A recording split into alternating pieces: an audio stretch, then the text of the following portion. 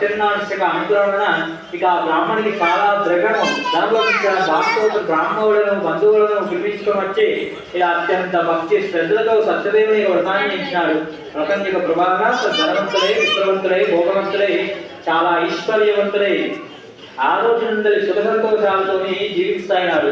మరణాల కాలకప్పుడు మళ్ళీ ఆ బ్రాహ్మణుడిగా సత్యనారాయణ వ్రతాన్ని చేస్తుండగా కట్టెలను కొని జీవించేవాడు వచ్చను. కట్టెలు కాని వీధిలోంచి లోపలికి వచ్చి వ్రతం చూసి బ్రాహ్మణ స్థలాన్ని చేస్తున్నాయి, వ్రతం ఏమిటయ్యా, ఇది చేసిన ఫలితం కలుగుతుందయ్యా, ఇదంతే నాకు చెప్పండి అని ఆ బ్రాహ్మణుడు అడిగినాడు. అంతగా బ్రాహ్మణుడు ఆశిస్తున్నాడు. సత్యదేవుని వ్రతం ఈ వ్రతం నాశించిన సకల కోరికలు సిద్ధిస్తాయి, సకల ఐశ్వర్యాలు కలుగుతుందని ఆ విధంగా చెప్పాడు. కట్టెముకున్నాడు. మిగిలిన సంతోషించి దాహం తీసుకుని ఇక భోజనం చేసి పిమ్మల ఇంటికి వెళ్ళిపోయాడు. ఆ కట్టెముకున్నాడు కూడా సత్యనారాయణ వ్రతాన్ని చేయగలిగి నిశ్చయించుకున్న వాడి మరణాలు పుల్లలవాడు భుజంపైన పెట్టుకుని, ఓ సత్యదేవా, మరి పుల్లలమ్మిన ధనం నీ వల్ల నాకు రెట్టింపులం వస్తే స్వామి మీ వ్రతాన్ని వల్ల నేను కూడా తప్పకుండా ఆచరిస్తానయ్యా అని ఇక తన మనస్సులో సంకల్పం చేసుకున్న వాడే సత్యదేవుని తలుచుకొని మన పట్టణంలోకి వెళ్ళిపోయి కట్టెలమ్మగా అవన్నీ సత్యదేవుని యొక్క మాయ చెంత మహిమ వల్ల గంధం చక్కరగా మారిపోయి దినకన్నా 4 ఇంతలు ఎక్కువ ధనవచ్చిన దాంతో బ్రాహ్మణులను బంధువులను పిలిపించుకొని వచ్చి అత్యంత భక్తి శ్రద్ధలతో ఇలా సత్యదేవుని వ్రతాన్ని చేయించినాడు. వ్రతం యొక్క ప్రభావన తన ధనవంతుడై, పుత్రవంతుడై, భోగవంతుడై, చెప్పలేనంత మహా ఐశ్వర్యవంతుడై సకల సుఖాలని అనుభవించేసి ఇక అంత్యమున మరి స్వర్గలోక ప్రాప్తి పొందేవాడాయన. శ్రీ సత్యనారాయణ స్వామి ద్వితీయోధ్యాయ అక్షంతలు కూడి వేసి దండం పెట్టండి. మనకు కొబ్బరికాయలు గుర్తు పెట్టి మొక్కి పక్క పెట్టండి.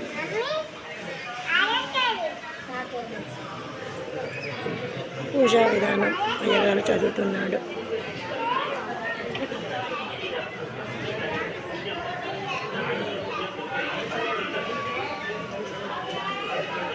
ఇదైతే గూడెం సత్యనారాయణ టెంపుల్ అండి.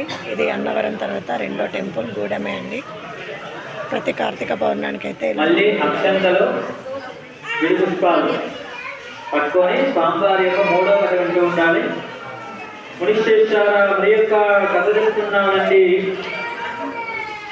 పూర్ణ వృతాముడే రాజుగారు ఇక రాజు ఇంద్రియాన్ని జయించిన వారు సత్యవంతుడు. అతడు ప్రతిదినం దేవాలయాలకు పోయి బ్రాహ్మణులకు అనేక విశేష తమనిస్తూ దానం చేస్తూ సంతోష పెడుతున్నాడు. అతను నాడు భద్రశిల నదీ తీరమున భార్య సమీపై మరి ఆ సత్యనారాయణ వ్రతాన్ని చేస్తున్నాడు. వ్రతాన్ని చేస్తుండగా సాధునక వైశ్యుడు అనంతమైన ధనంతో ఒక పర్వతం వ్యాపారకై మార్గోనబోతున్నాడు. ఇక రాక్షసుని వ్రతం చూసి తన పర్వను ఒడ్డుకు పట్టించి రాజు దగ్గరకు వచ్చేసి, రాజాలు ఇప్పుడు చేస్తున్న వ్రతం ఏమిటయ్యా, ఇది చేసిన ఈ వ్రతం కలుగుతుందయ్యా, ఇదంతా నాకు చెప్పండి అని ఇక ఆ రాజును అట్లా అడిగినాడు. అంతగా రాజు అడుగుతున్నాడు, నైవేద్య వైశ్యుడా, ఈ సత్యనారాయణ వ్రతము ఈ వ్రతం నాశించిన సకల కోరికలు సిద్ధిస్తాయి, సకల ఐశ్వర్యాలు కలుగుతుంది, ఇక కళ్యాణం జరుగుతుంది, మరి సంతానాన్ని పొందుతారు, మరి నేను సంతానం పొందగే ఒక సత్యనారాయణ వ్రతాన్ని చేస్తున్నా అని చెప్పేసి వ్రతాన్ని వ్రతం యొక్క మహాత్యాన్ని కూడా తెలిపాడు. ఇక రాజు చెప్పినంత వైశ్యుడు, రాజా నాకు కూడా సంతానం లేదయ్యా, కనుక నేను ఈ వ్రతాన్ని జరిపించి సంతాన యోగం పలికాడు. తిరుపా వైశ్యుడు తన వ్యాపారం పూర్తి చేసుకున్నవాడే, తిరుగు తన శబ్దాన్ని చేరుకున్నవాడే సత్యనారాయణ వ్రత ప్రభాంతర భార్య లీలావతికి చెప్పిన చుండగా నాదాను సంతానం కలిగినాక ఈ యొక్క సత్యనారాయణ వ్రతాన్ని మనం కూడా తప్పకుండా ఆచరిద్దామని వాళ్ళిద్దరు కూడా ఒకరోజు స్వామివారికి ప్రతిజ్ఞ చేసినారు. తర్వాత కొన్ని సంవత్సరాలకు ఒక కుమార్తె జన్మించినది. ఆ కుమార్తె కళావతి అని గుర్తించారు, అల్లారుగా ఉంచుకుంటున్నారు. ఆ కళావతి శుక్లపక్ష దినం దినం ప్రవర్తనప్పుడు లీలావతి భర్తం చేసినారా, మన సంతానం కలిగినాక మన సత్యనారాయణ వ్రతాన్ని చేస్తారు అనుకుంటే కదా, సంతానం కలిగిందేరా, ఇక వ్రతాన్ని చేస్తే మళ్ళీ మనకు మంచిది రాను. అందరు ధర్మాయుగ కాలంలో చాలా బంధువులు వస్తారమ్మా, సత్యనారాయణ వ్రతాన్ని అప్పుడు చేద్దామని అని చెప్పేసి అతని వ్యాపారానికి పట్టణంలోకి వెళ్ళిపోయాడు. తర్వాత కొన్ని కాలాలు గడిచాక తిరిగి ఇంటికి వచ్చేసి అమ్మాయికి పెళ్లి వేసి వచ్చడం కూడా ఒక దూతల గురించి నువ్వు పోయి అమ్మాయికి తగిన వరం తీసుకొని దూతలు పంపాడు. ఆ దూత వెంటనే కాంచనానికి యోగ్యుడైన వైశ్య కుమార్ తీసుకుని వచ్చాడు. అతను అన్ని విధంగా అతను కుమార్తెలు తగిన వాకుండా చూస్తున్న కుమార్తెనిచ్చి కళావతినిచ్చి ఇక వైశ్యుడు మహా వైభవంగా పెళ్లి చేశాడు. ఆనందంతో నిండి ఉన్నవాడే ఆ పెళ్లి విషయంలో ఇక ఈ వైశ్యుడు సత్యదేవునిగా వ్రత విషయాన్నే మర్చిపోతాడు. అంతగా సత్యనారాయణ స్వామికి వైశ్యుడిపై కోపం వచ్చాను. వ్యాపారంలో ఉండే వైశ్యుడు అనంతపుడు వ్యాపారస్తులై అల్లుని వెంబడి పెట్టుకొని ఒక రత్నస్థానంలోనే రాజ్యానికి వెళ్తున్నాడు. ఇక రత్నస్థానంలో ఉన్న చంద్రకేతు మహారాజాని ఒక రాజు పరిపాలిస్తున్నాడు. ఈ వైశ్యుడు సత్యదేవుని వ్రతాన్ని చెప్పుకున్న సత్యనారాయణ స్వామి కోపించిన వారైతే క్షమించని ఇక ఈ వయసులకు దారుణమైన కఠిన దుఃఖాలు ఇబ్బందులు బాధలు కలుగుగాక ఎక్కడికి పోయినా ఏ రాజ్యానికి పోయినా స్వామి చూపించినాడు. మరి ఆ చంద్రగిరి మహారాజు ఉన్నాడుగా, ఇక చంద్రగిరి మహారాజు ధనాగారం నుండి కొంత దొంగలు ధనాన్ని దొంగలించేసి పారిపోతున్నారు. దగ్గర వస్తున్న రాజభట్లను చూసి ఆ దొంగల నుండి వైష్ణవ చెంతకు చేరుకొని ధనమంతా ఇక వైష్ణవ చెంత పెట్టేసి పారిపోయింది. ధనమంతా చూసి ఇక రాజభట్ల వీళ్ళే ఇక వైష్ణవ దొంగలని వాళ్ళని నిశ్చయించి కట్టి రాజుగారి దగ్గర తీసుకొని పోతారు. ప్రభు ధనంతో దొంగలు పట్టి తీసుకొని వచ్చి విచారించి తగిన శిక్షలు కొని ఆ రాజు విన్నవిస్తాయి. మరి ఆ రాజు విచారణని తీసుకుపోయి కారగృహంలో మరి చెరసాలలో బంధింపజేయాలని భక్తులు ఆజ్ఞాపించాడు. భటులు తీసుకుపోయి కారగృహంలో బంధింపజేసిన ఎంతో ప్రార్థించిన మా మాటలు రాజు వినేలేకపోయారు. ఇంకా చంద్రగిరి మహారాజు వైష్ణవ పడవలో ఉన్న ధనదేవతల స్వాధీనం గాంచున్నాను. సత్యనారాయణ శాపం వలన వైష్ణవ భార్య కుమార్తె అనేక కష్టాలు ప్రాప్తాయి. తల్లి కూతురు ఇద్దరు కూడా ఇంటింటికి తిరుగుతూ భిక్ష మెదకొండ సాగుతున్నారు. కళావతి అన్నం లేక తిరుగుతుండను. ఆమె వెళ్ళిన ఆకలితో నిండి ఉన్నవాడు ఒక బ్రాహ్మణుడికి చేరుకున్నారు. ఇక ఆ బ్రాహ్మణుడు ఇంట మరి ఇలా సత్యనారాయణ వృతాన్ని జరుగుతుండగా చూసి కథవిని తీర్థ ప్రసాదాలు తీసుకొని రాత్రి ఇల్లు ఆలస్యంగా చేరుకున్నారు. తల్లి కళావతిని చూసి అడుగుతున్నారు, అమ్మాయి ఇంత రాత్రి వరకు ఎక్కడుంటే అమ్మా అని. అందులో ఆ కళావతి అమ్మాకు బ్రాహ్మణ గురువునందు సత్యనారాయణ వృతాన్ని చేస్తుండగా చూసి కథవిని నేను తీర్థ ప్రసాదాలు కూడా వ్రతించేంత మనసులో సంకల్పం చేసుకున్నది. వైష్ణవ భార్య బంధువులతోడును మిత్రులతోడును కూడుకున్నదే ఇక దైవ భక్తిలో మరి ఆ సత్యదేవుని వ్రతాన్ని ఇచ్చి ఇలా వేడుకుంటున్నారు. ప్రభు మా అపరాధం చూపించండి.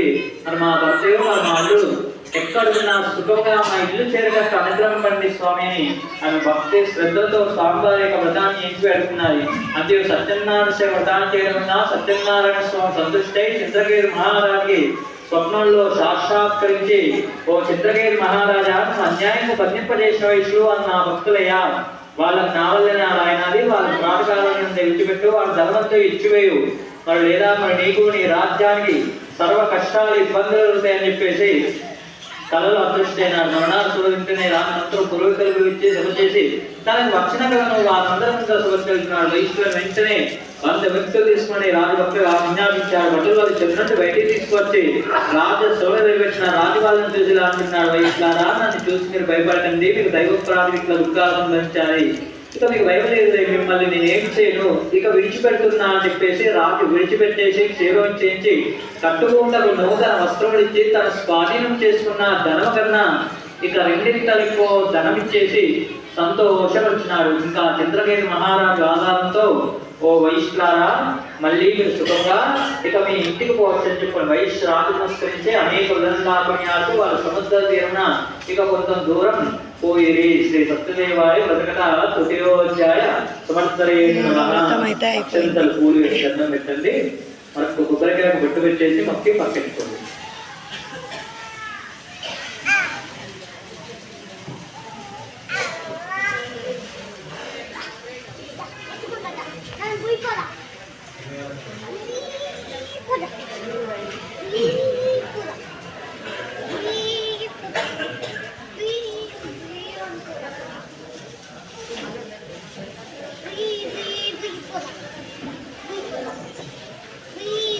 సత్యనారాయణ స్వామి చతురోధ్యాయ ప్రారంభ యాత్రం భూత్వాదర సంగ్రామ పూర్వకం బ్రాహ్మణోభ్యో ధంతప్రాజ్ఞో సక్రామం ప్రతిష్ఠుతి.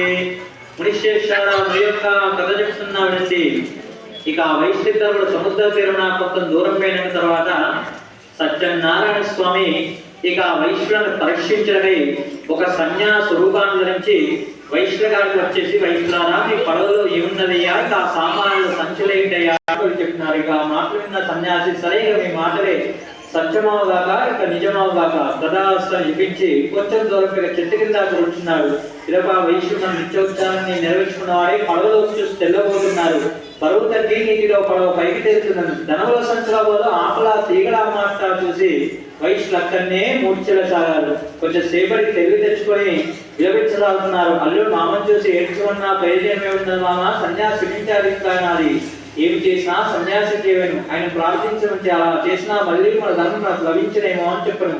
అల్లుడు మాటలు పరపరణ సన్యాసి దగ్గర పోయి సాష్టాంగ నమస్కారం చేసి, మహాత్మ అజ్ఞానను అవివేకులను మీ రోజులో నాకు తెలుగుని పరిహాసంగా నవ్వుతూ మాట్లాడలేదా, ఇక నా అపరాధం క్షమించండి, నన్ను రక్షింపండి, ఇక నా ధనం నాకు లభించినట్టు అనుగ్రహింపండి అని ప్రార్థిస్తాడు. ఆ మాటల సన్యాసులు అంటున్నాడు, వైష్ణారా మీరు సత్యనారాయణ వ్రతాన్ని చేస్తాను చేయకుండా ఇన్ని కష్టాలు ఈ బాధలు ఇబ్బందులు పడుతున్నారు, ఇకనైనా స్వామివారి వ్రతాన్ని చేయించండి మరలా అంతా మంచిగా జరుగుతుందని చెప్పేసి, సరే వైష్ణారా మళ్ళీ మీ పడవలో ఇక నేను యథావిధిగా ధర్మం తట్టు వరమిస్తున్నా అని చెప్పేసి వరం ఇచ్చేసి అంతర్జాడిన తర్వాత వైశ్యుడు ప్రవేశించగానే తన ధనం యథావిధిగా అనుకుంటా చూసి సత్యనారాయణగా అనుకోవడం మళ్ళీ తన లభించాలని సంతోషించి వైశ్యుడు సముద్ర తీరున కొంత దూరాన్ని ప్రయాణం కొనసాగిస్తున్నాడు. రాదేవుల రత్న స్థాపన చెప్పంత రాక భారీ పుత్రులకు దూతం పంపాడు. అక్కడ వరదిగా సత్యనారాయణ వ్రతాన్ని చేస్తుంది. దూత నవనంపై లీలాసం చేసిన మామి భక్తి వదలు వచ్చేస్తున్నారట, ఇప్పుడే రేపు దగ్గర వస్తుందట అంటే ఇప్పుడు ఆ దూత మాత్రం లీలావతి చాలా సంతోషించి అమ్మాను సత్యదేవిని వ్రతాన్ని త్వరగా చేయమని పడవ దగ్గర వెళ్ళిపోతున్నాను అని కుమార్తెను తొందర చేసేసి బయలుదేరి వెళ్ళిపోయినది. అంత కుమార్తె పూజ పూర్తిగా చేసింది కానీ భర్తం చూసే తొందరలోనే ఆ సత్యదేవుడి తీర్థ ప్రసాదాలు తీసుకోబడి పడవ దగ్గర వెళ్ళిపోతాది. అంతగా సత్యనారాయణ స్వామికి మళ్ళీ ఆ వైష్ణవే అనేక ఆగ్రహం కోపం వచ్చేసి ధనంతో సైతం వాళ్ళతో సైతం నీళ్లలో పడవ నుంచి వేశాడు. తీరమున్న ప్రౌఢంతో ఆశ్చర్యం వాళ్ళు అట్లా నీళ్లలో మునిగిపోతుండగా లీలావతి ఆహా ఇదంతా సత్యదేవుని కుమార్తెనే, మరి వేరేది కాదని ఇచ్చేసుకొని అందరిని పిలిపించి తన అభిప్రాయం చెప్పేసి భక్తి శ్రద్ధలతో స్వామివారిని మళ్ళీ వేడుకున్నది.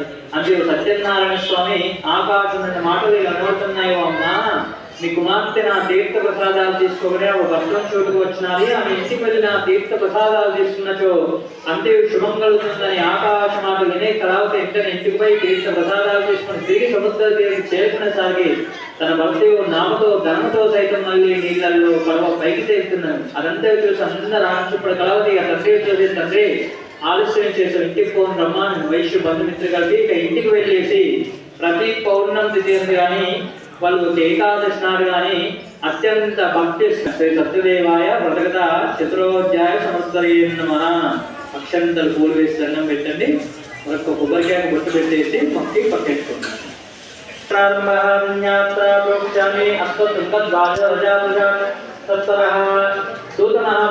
ఇలా చెప్తున్నారు మణిద్రాన మీ యొక్క కథ చెప్తున్నాడండి.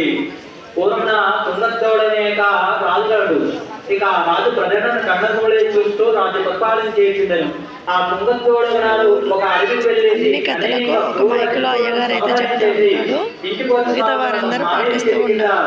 గొల్లవాళ్ళు యాదవులు ఇలా సత్యనారాయణ వ్రతం చేస్తున్నారు. వ్రతం చేస్తుండగా అక్కడున్న స్వామిని చూశాడు ఈ రాజు. చూసి కనీసం స్వామికి నమస్కారమైనా చేయక ఇక మనోహరంగా వెళ్ళిపోయి ఒక చెట్టు కింద నిలబడతాడు. తర్వాత గొల్లలో సత్యదేవుని వ్రతాన్ని ఆచరించేసి రాజు పెద్దవారురా ముందు మనం రాజుకు తీర్థ ప్రసాదాలు పెట్టేసి మనం తీసుకుందామనే ముందుగా గొల్లవాళ్ళు రాజు దగ్గరకు వెళ్ళేసి రాజా సత్యదేవుని తీర్థ ప్రసాదాలయ్యా ఇప్పుడు నేను తీసుకోండి అని రాజు మీద పెట్టేసి వాళ్ళందరూ కూడా దైవ భక్తితో సత్యదేవుని తీర్థ ప్రసాదాలు తీసుకుంటే మరి ఆ రాజశ్రీకి గొల్లలు ఇచ్చిన ప్రసాదాలు నేను కూడా ఇస్తానా?